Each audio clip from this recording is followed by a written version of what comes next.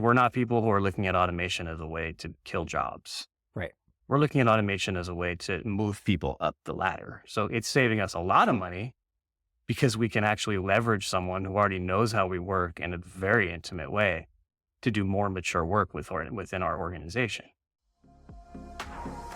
Welcome to Syncronized, the podcast that drives MSP growth from startup to scale up. In each episode, we dive into the topics that matter most to IT providers, such as automation, AI, service delivery, and profitability. Join us as we engage with experts and gain hands-on insights and practical advice you can directly apply to propel your business forward. Let's dive in. Hey folks, welcome to another episode of Synchronized. I'm super excited to be joined by Josh Weiss today, who's Director of Operations and Security at Logic Technology Consulting Group.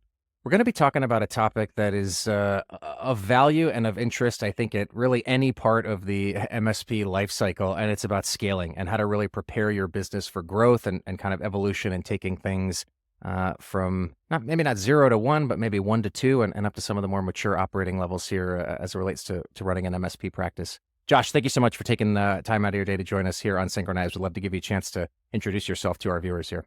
Hey, it's so good to be here, Brandon. Thank you so much and fun to be on the podcast. Let's see, my name is Josh Weiss. I've been in the MSP IT industry for close to 20 years now. And that started from running a simple little break fix IT practice, running around Los Angeles, fixing grandma's computers and stuff like that, and transitioned through helping smaller businesses and transitioned into a managed service practice called LA Creative Technologies that I ran for 8 or 9 years or something like that. And at the end, we had a pretty specialized practice focusing on working with creative nonprofits and startups and with a particular focus on the architecture industry as well. While I was with LA Creative, I was really involved with a number of vendors, spoke at a lot of conferences. That's where I got to know Brandon. And I really had a passion for kind of how to have lean operations in an MSP, worked a lot with different outsourcing providers and sort of different methods of finding staff overseas, and had a pretty big focus on automation at the time as well. And I ran that business while I was pursuing some creative passions as well. So really was kind of doing a lot with my time, and came to a point where it made sense to sell that business. And in 2022, I sold LA Creative Technologies to an MSP called Logic Technology Consulting Group, where I now serve as the Director of Operations and Security. And in my current role, my primary responsibilities fall mostly around automation and helping to improve systems, running our internal cybersecurity program and running security for our clients, doing a lot of security awareness training for clients. I'm really interested in the human elements of security and getting people to understand these complex topics in ways that relate to their families and their friends and themselves and the companies that they work for, and focus a lot on kind of helping to sort of mentor and help scale the service team as well. Awesome. Well, clearly a well-rounded background and experience, and you've seen a lot of this evolution starting kind of on the ground floor, break fix, trunk slamming, all the way through, a successful sale and kind of acquisition. So I think we're talking to the right person in you, Josh, to really give some tips and insights for our viewers as to how folks can really kind of scale and grow while maintaining that sort of lean mentality. I think that's a really strong kind of operative word here for us as we dive in. So again, excited to have you on the show and looking forward to diving in here. I don't want to start at too basic or obvious of a level, but I think there is some kind of table setting that we can offer for listeners here. Look, I mean, it's no secret. The MSP world is one of firefighting, right? These are folks that are trying to keep their heads above water, dealing with tickets, especially in the early stages where it's just crazy. You're taking on any client that's willing to pay you. You're trying to figure it all out.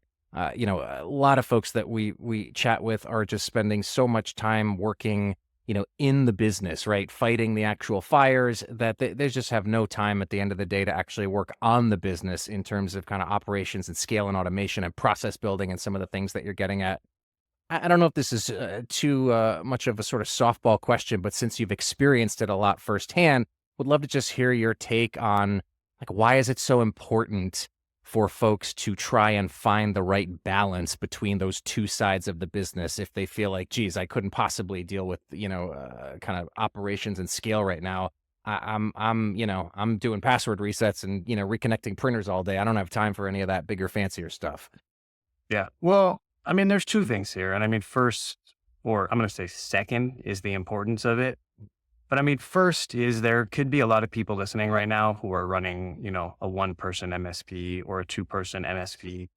And I think that there's a lot of noise out there in the industry where everyone's trying to sell you a gadget or, a hoo-ha, like whiz bang, whatever. And if you just buy this one thing, now you're going to have more time and now everything's going to be better. Um, and so the first thing I want to say before we even talk about the importance of it's kind of good to just be mindful of what's sort of really possible and not be too hard on yourself if you're in a smaller position. I think that it gets more and more feasible, sort of the more scalable your organization is and sort of the more resources you have.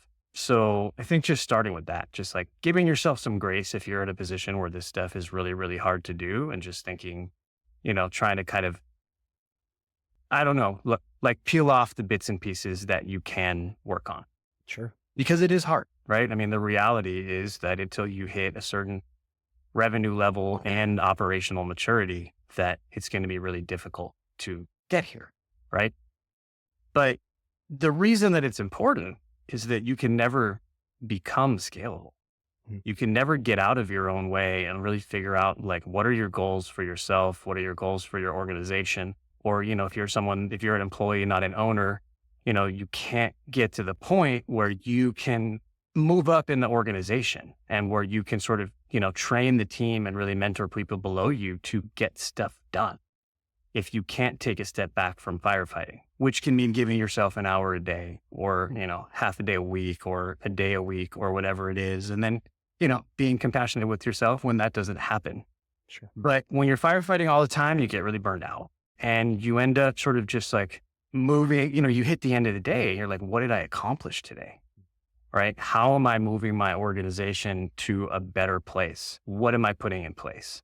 Right? And just like the health of the business overall is just not going to be as good if everyone in your organization is always firefighting, because that strategy is so important to kind of lead your business, to make sure you're checking off a couple tick boxes every single quarter or every single year so that you're actually getting from point A to point B. And, we'll talk later in the podcast about some of the stuff that I focus on.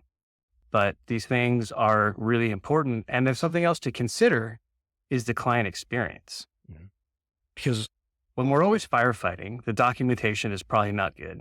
And further, we're going to have a lot of repeated issues. And further, the worst thing is when a client has an urgent issue and it requires to be escalated 3 times because no one knows how to fix it. And there's this sort of urgency to getting the problem fixed. Like we were talking to a client recently and there wasn't a lot of alignment between us and this client for a while. So we weren't really looking at their technology lifecycle and their budgeting very well, which we often find with clients. Like if we don't have a good alignment, it's harder to kind of look out 6 months, a year and see what's coming.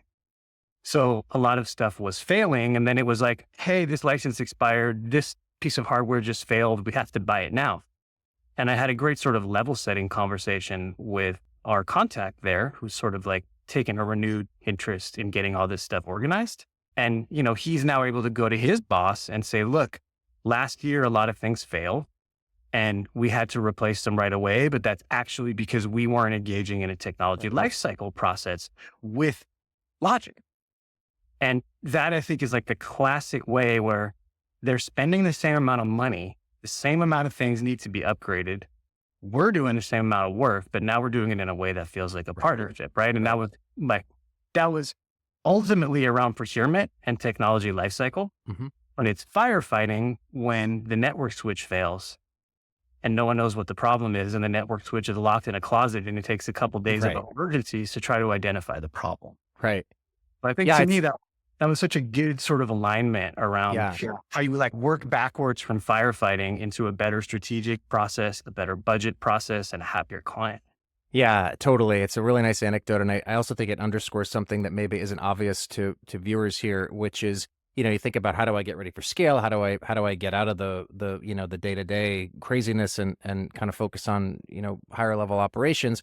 Well, it's not just stuff that you need to do within your own 4 walls as an MSP, right? The example you just gave is a really good one where, hey, clients have some skin in this game as well. And it's not just, more business planning for you as an MSP. It's building those partnerships with customers. It's getting out there and creating a framework that helps them grow and align their technology and business objectives more closely together, and also helps you grow and deliver, higher quality and more proactive service. So it's an interesting, like, sort of don't sleep on that part of the anecdote. I guess for me is, these are not only things that you're doing by yourself, particularly as a small shop where there's even more firefighting. You don't have to figure this all out on your own. Think about the role that you need your customers to play so that you can deliver better service, which then allows you to become more proactive and therefore, kind of focus on some of these kind of higher level, business practices and concepts. So it's a nice share for sure.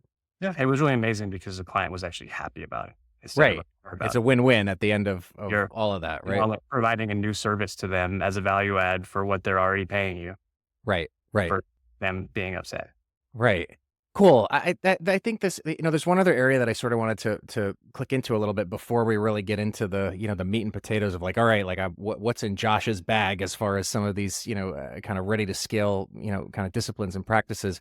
Some of the other challenges or barriers, right, that might resonate with our viewers and when trying to, think about scale and think about some of the system and process building. I think we've talked about a couple. I'm spending too much time fighting fires. I just can't get out of the weeds. All right, well, we'll probably get into a little bit more on how to start to shift some of that, but you've already given a little bit of good insight into it. Lack of documentation, right? I don't have enough standard operating procedures. That makes sense. Maybe I'm too reactive, right? So I'm waiting for stuff to go wrong. Maybe I haven't fully kind of left a break fix mindset, even if I'm running more of a managed services model. What else? Are there other things that you would add to that list of some of the common sort of internal challenges or pressures that an MSP might be facing that we can help them kind of think through or sort of, have some mind shift on as it relates to the conversation we're about to dig into around scale? Well, I think the first thing, right, if we're talking about challenges around building systems, one of them is like, what is the actual goal of the system that's trying to be built, right? I mean, I think that a lot of times, you may see an ad for a tool and you're like, this tool is going to solve everything for me. I'm going to buy it. But what is the problem you're trying to solve? So I think lack of people really saying, like, here are like the main issues that we're having right now. And we need to really identify these and then try to find out how to fix them, which might be a hire or which might be a new tool or which might just be a better process. I think that that's a really big one. So just like really having a clear process of where you're trying to get to and what your options are for getting there.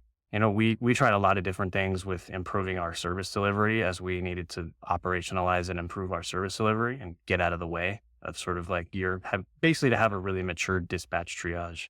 Kind of like ticket handling process. And in the end, we worked with a few consultants and, at first you're like trying to fit their process into your organization, but eventually it's like, okay, this process is a good 70% and gets us over the hump, but we're really trying to have an organization that works XYZ way. And by really understanding that and then like modifying the processes to fit us, we got to a place where we have like a really well-oiled machine. So understanding where you're trying to get to and being flexible in how you get there rather than necessarily trying to like ram a solution that somebody else made. That's a really big one. Obviously, documentation is a big one. There is lack of documentation, which we mentioned, but there's also, the reactive nature of MSPs is such that even when you have a document, how do you get people to follow it? How do you get people to find it? So like, then we come down to how are things named, where are they stored? And then, how do you train on them? Right. Because I think the problem a lot of people face is like someone in the organization that says, I'm going to solve this documentation problem. I'm going to create all this documentation. I'm going to write all this stuff. I'm going to reorganize it in this new way. And it just sort of becomes a graveyard. You get a lot of documents that are created and never accessed. And you get people asking for help about things that are clearly documented. And sure, it's still nice if someone asks you for help, you can say, here's the link, but it's much better when they find it and they follow it, right? Because the most frustrating thing is the ticket gets escalated because the thing was done wrong. Right. And now so there's documentation, but, also having a culture where people use the documentation. Yeah. There's resistance to change. Yeah, for sure. Culture, go ahead, sorry. People don't want to change. Right. Yeah. And if the document is prescribing change, who's to say they're going to look at it and follow it? Right. Right.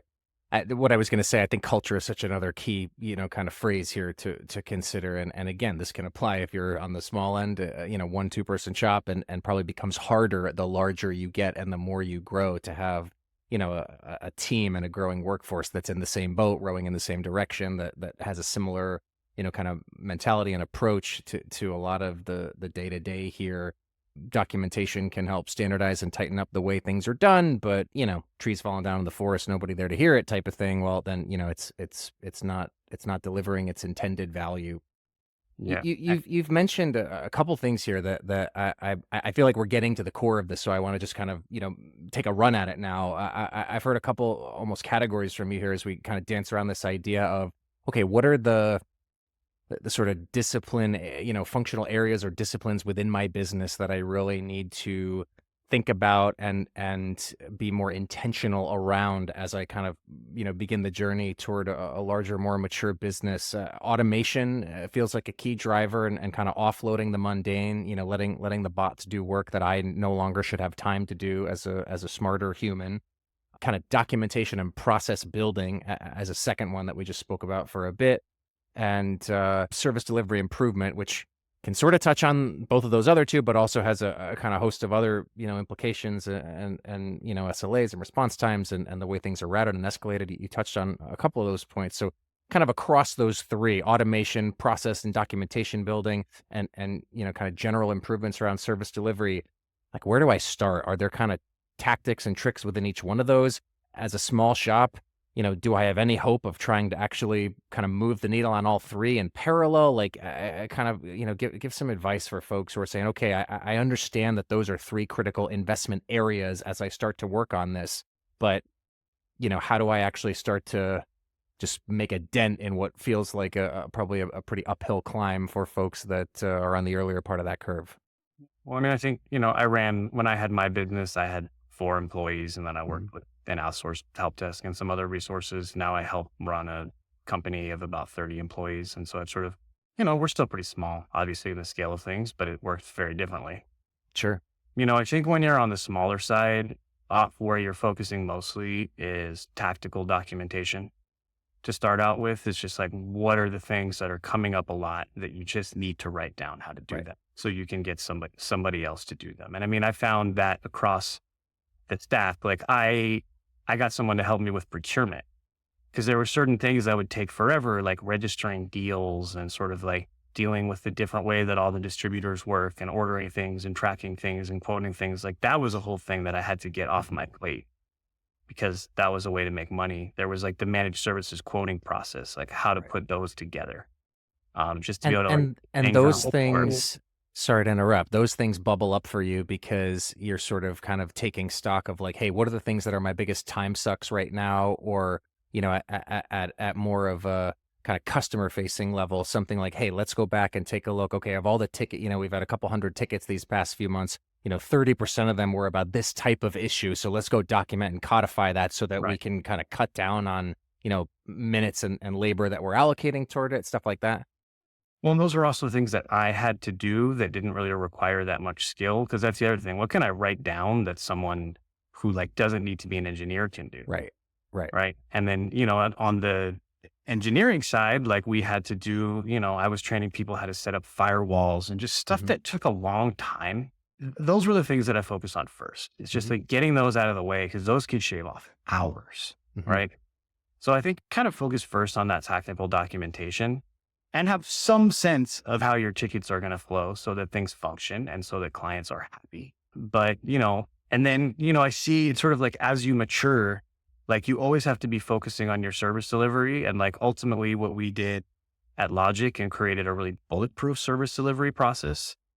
I don't know that would have been as useful with a really small company, because it was just harder to pull off and you didn't necessarily have all the people to even track it properly. But, automation, the reason documentation comes first is as you're focusing on all those pieces that you're documenting, you want to look for low hanging fruit of things that you can automate first, right? It have a very clear purpose, but as much as the vendors may say otherwise, you can't automate something that you don't intimately understand.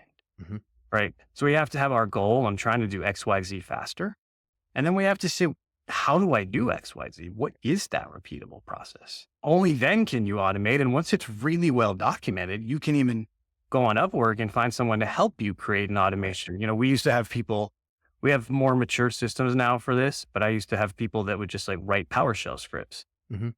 and drop those into the RMM and kind of do that for automation. And those were people who were working hourly for cheap. As the places I've worked have scaled, we've been able to do that in some better ways. But if you have some easy SOPs, if you have take your most complicated client. What does it take to set up their computers? What does it take to onboard a user, right? Start there. And you've got lots of little tactical documentation, how to invite a user to this, how to create this, how to install this, Hmm. right?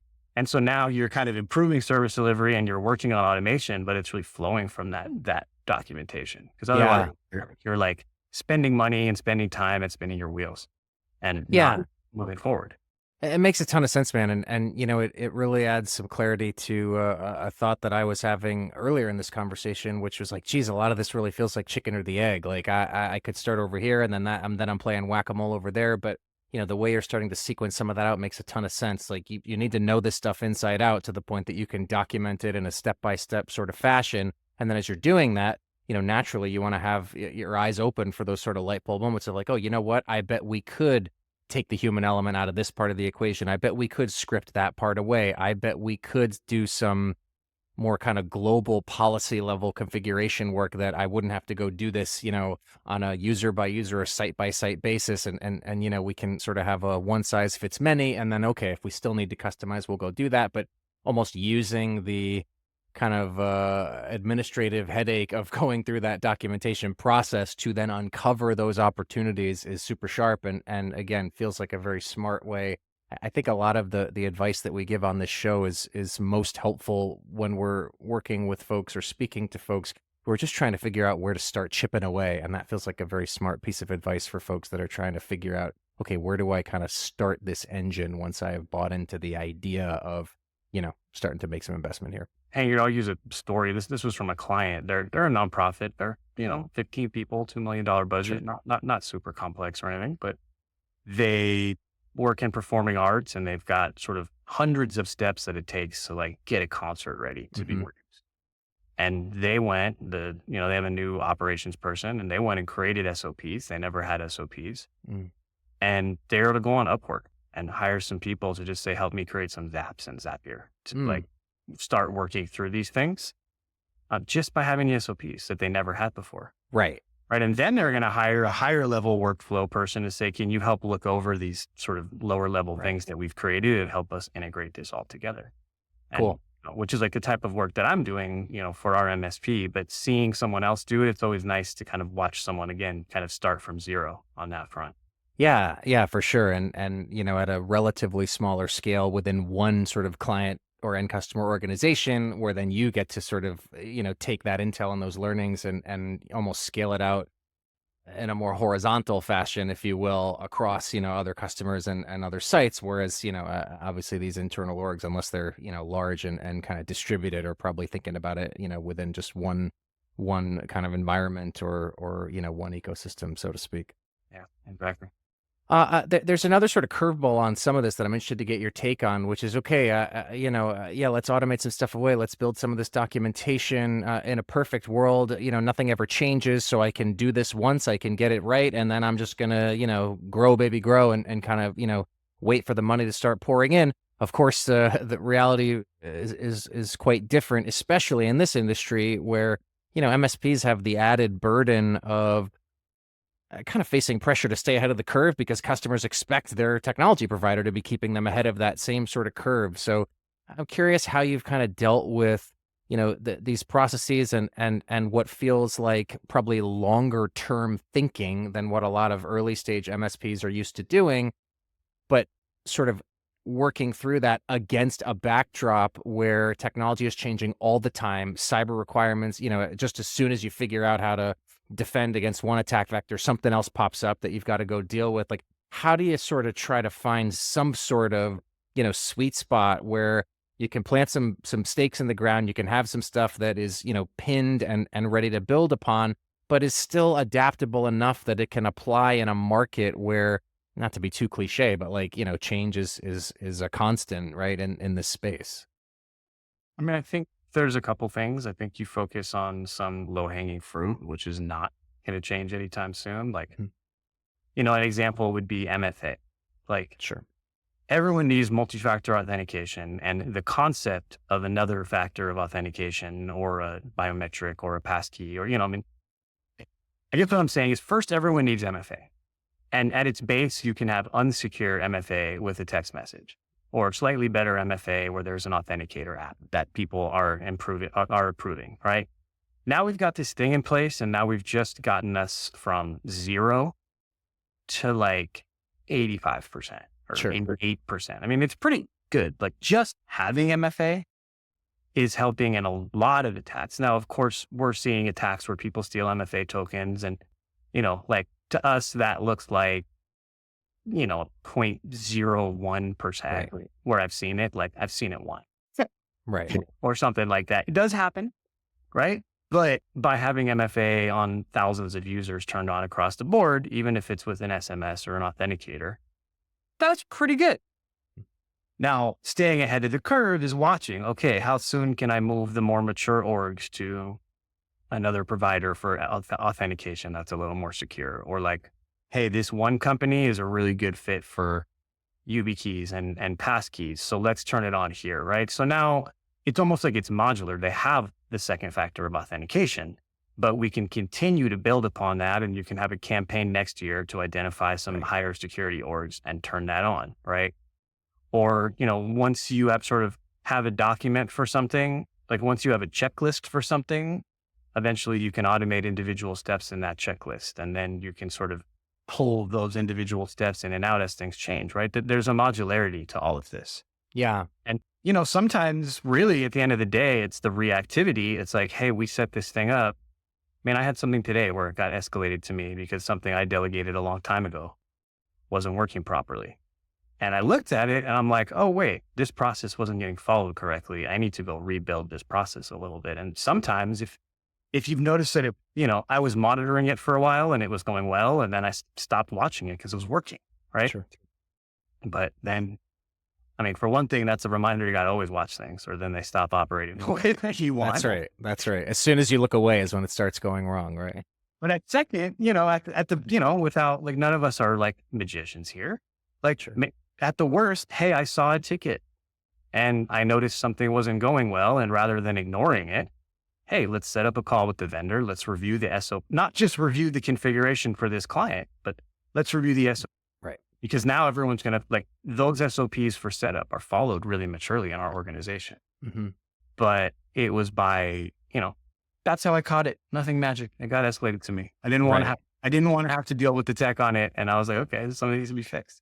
Right. Yeah. There's a couple other good nuggets in there that I'll just underscore because I think there's some heady advice to be gleaned.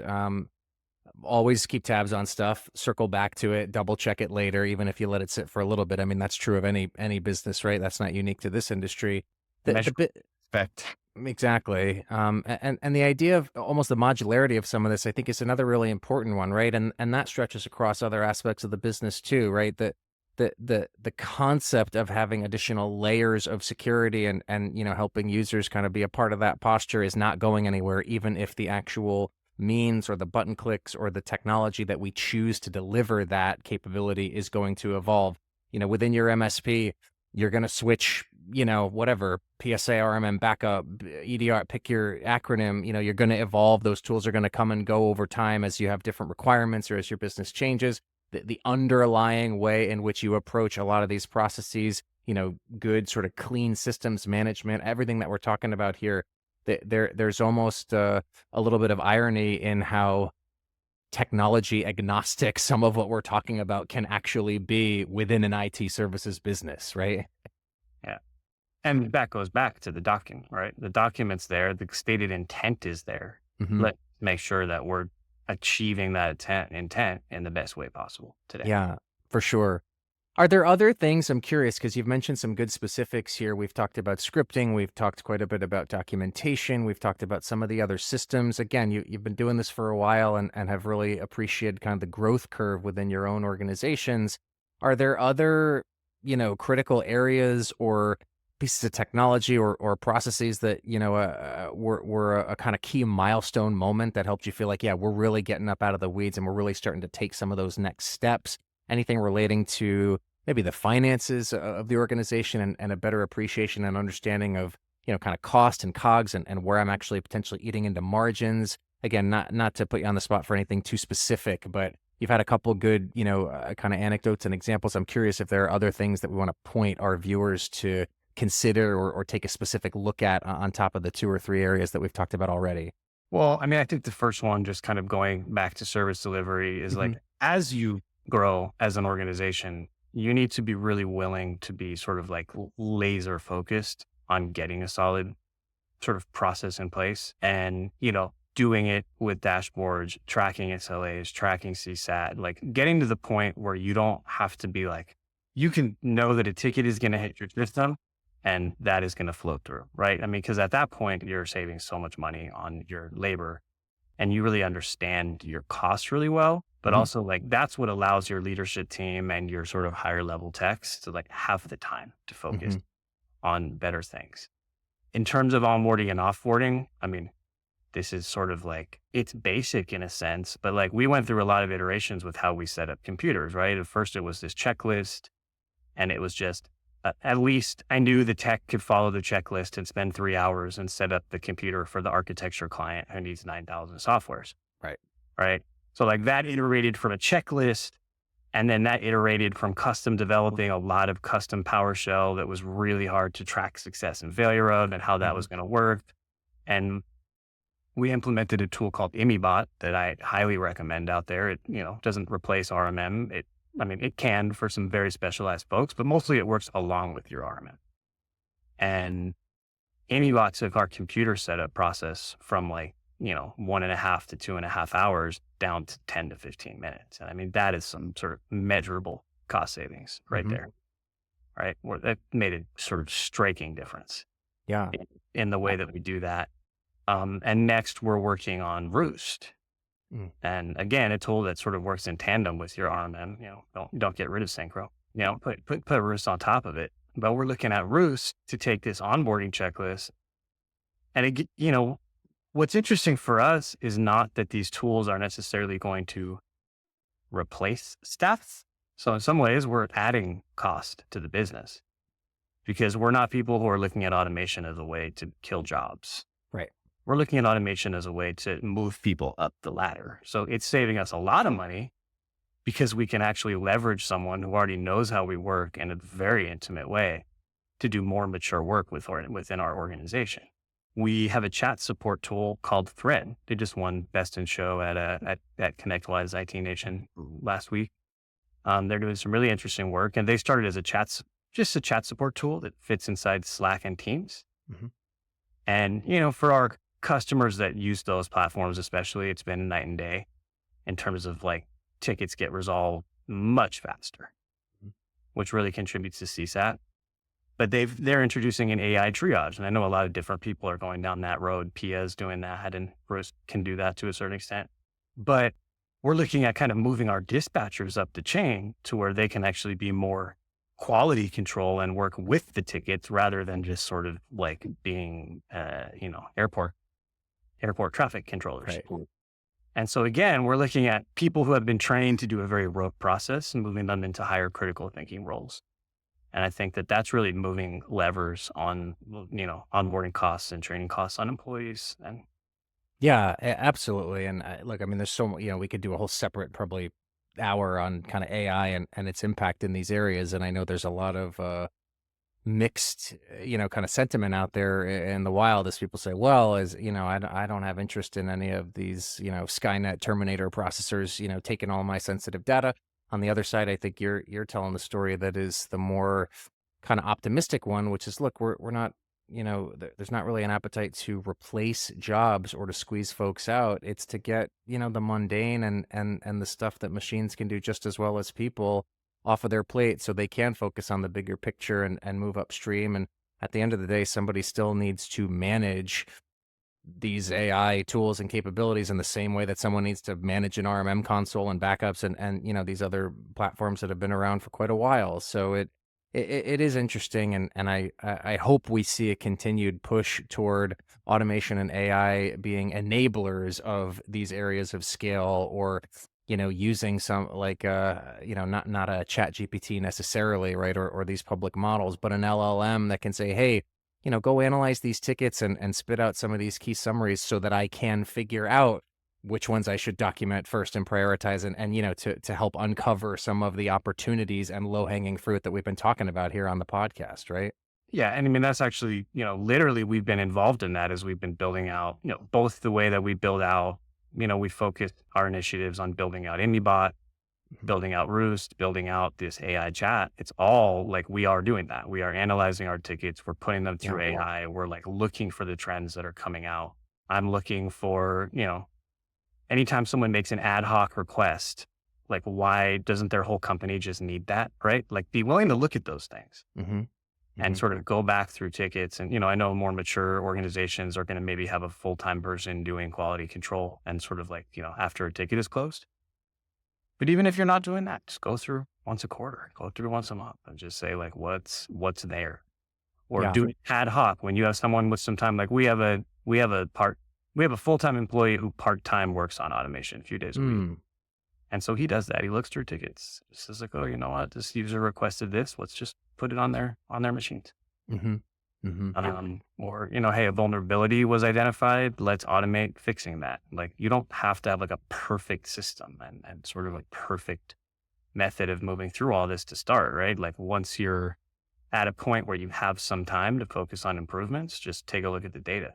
Yeah.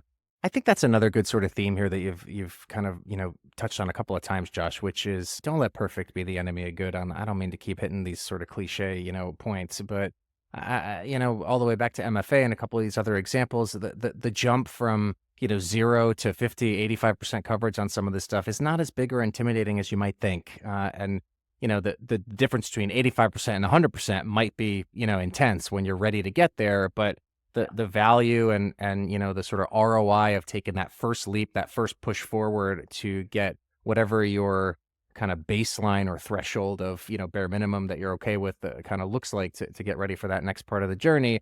Like that's where you should start, right? You should start where you feel is kind of comfortable and achievable, and, have kind of a meet and beat plan rather than something that is just so unattainable and overwhelming from the jump that you're kind of setting yourself up for failure here right out of the gate. Yeah. I'm curious, kind of last, maybe one final question on this. I think we've talked about some of the DNA of kind of getting an organization in this industry ready for scale. We've certainly talked about some of the specific kind of disciplines or functional areas, particularly from a system standpoint, that are important to hone in on. Are there other criteria, like what separates, and again, this, there are a lot of kind of broader dynamics outside of just technology that can impact this, but what have you seen sort of separate like those that make it in this regard and kind of figure it out and get, those next couple of hurdles cleared versus those that don't? Is it that folks don't ever make the initial investment? They're just afraid to kind of get that car out of the garage?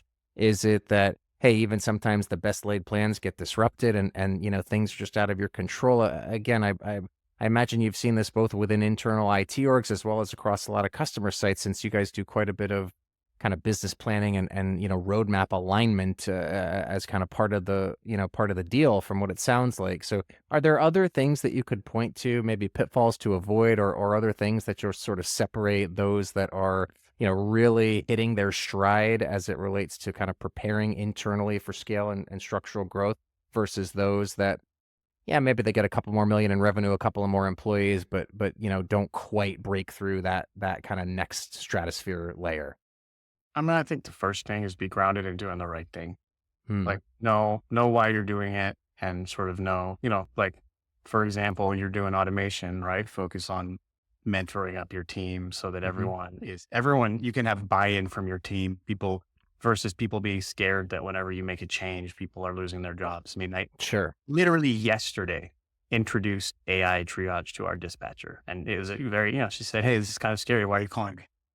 And it was a really interesting conversation, right? And like if Right. she was always scared when we called her that she was going to get fired or she was going to, something negatively was going to impact her, that would be a problem. And so it was a sensitive conversation, right? But Yeah. it's like, hey, we're promoting you Right. and you're going to have a collaborator in this robot. Right. You're not going to be replaced by these robots. You're going to be in charge of making sure that they Yeah. stay on task and do it right. So I think that's one thing, to be grounded in doing the right thing. Sure. Be proactive, like sort of be watching, right? Again, like these tickets come up, if you've automated something and it goes wrong, like catch it, have a way of catching it. A really big one is leadership buy-in, right? I mean, sometimes you've got someone, maybe leadership is at that point where they're making the margin that they need and they've got a lifestyle business and they don't care. And then you've got these, engineers saying, "Hey, you're not working on this stuff. We're trying to do it, but you're not giving me time to do it. You're not letting me learn. You're not giving me the tools I need," right? You need that leadership buy-in. You need a strong relationship with your vendors. That's always something that I've really prioritized is like have a good path, like to the right support people and, know how to escalate things, really like work correctly with people and don't try to do it all yourself. Understand your clients really well. Hmm. It's not a huge percentage of our client base, but we really like the architects that we work with. And it's a Sure. very specialized niche. And a lot of the automation that I learned early in my career was because they were so complicated to support Hmm. that we needed to really have dialed process and dialed automation in place. And so now when we speak to an architecture firm, they're like, "Oh my God, you get it. Right. And we're happy to work with you."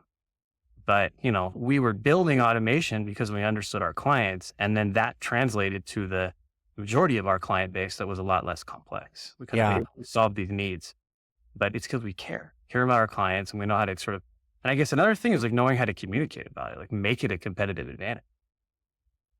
Yeah, absolutely. I mean, it sounds like, hey, on that last bit in particular, you figured out so much more kind of complex, difficult, interconnected, web of stuff, so to speak, that the easy stuff comes even easier, right? After that, and then becomes a differentiator. And again, my chicken or the egg comment earlier, I think it comes back up again here. Well, how do I scale? How do I begin to commercialize my sales engine? Well, we're talking about it right here, right? You refine this stuff. You go through it with a fine tooth comb.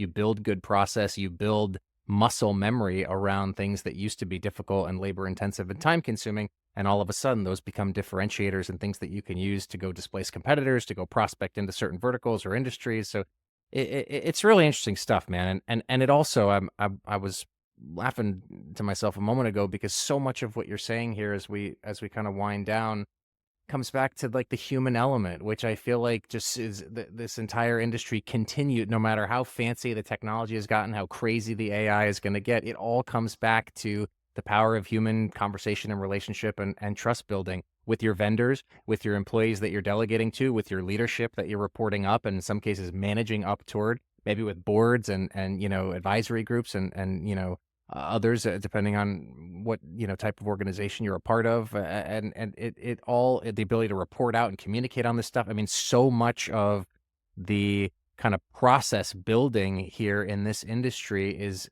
just inextricably linked to your ability to build and maintain positive relationships. And that does also come back to a point that you've made well here, which is to kind of do the right thing and make sure that you're coming from a place of integrity and transparency and kind of not losing sight of sort of the mission and vision of why folks get into this business.